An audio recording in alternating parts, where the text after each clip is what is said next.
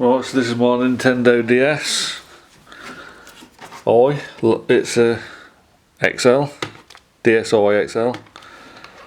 Battery's running a bit flat. I'm just going to check, see how easy they are to replace. I think this is the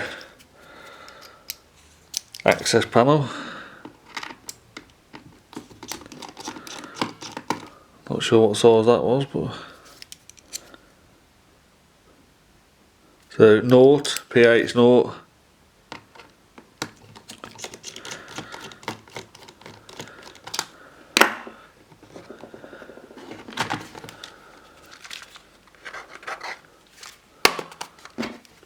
Not sure what happened then, it was loose a minute ago.